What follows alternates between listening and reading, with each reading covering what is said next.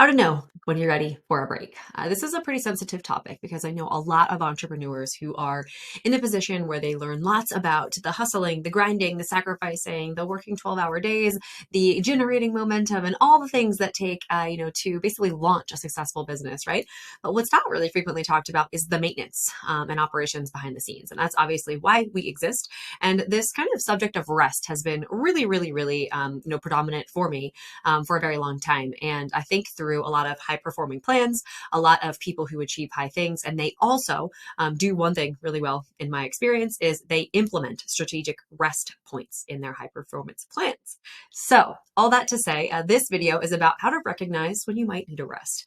I think that first and foremost, we don't want to be in a position where we hit a wall and then we're voluntold or we're forced to take some rest or spend some time away from the business or stop doing what we're doing because we're either physically, mentally, or emotionally incapable of doing some of the things that we're doing. So how do we know this, right? The first thing that I always take a look at is where I'm spending my time, right? So if I take a look at my calendar and I have calls that are all over the place and differing themes, and I'm having my hand in several different types of buckets of the business, I am doing social media stuff, I'm doing sales stuff, I'm doing fulfillment stuff, I'm looking at systems and ops.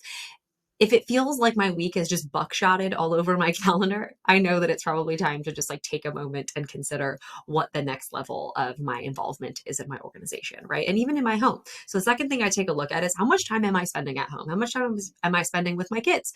That's a priority for me. And I want to make sure that I'm there, especially because my kids are so little, for those precious moments that we're just not going to get back, honestly. And I take a look at those things specifically. Steve and I have kind of a standing weekly touch point where we start to talk about what's going on inside the home, how much time, he and I are both contributing to some of the things that we have on the personal goal side of things. Then we also take a look at our health. Steve is a wonderful, wonderful, wonderful personal trainer and nutritionist for me.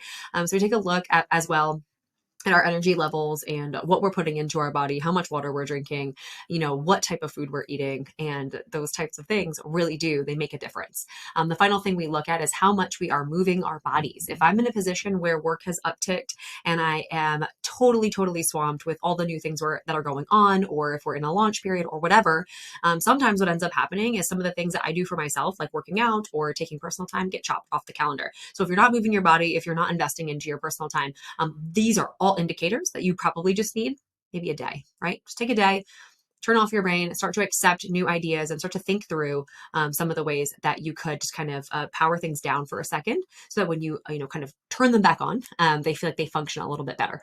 This will be the first part of a kind of series on kind of rest and how specifically you can use this method to be able to up level your business. I'll see you next time.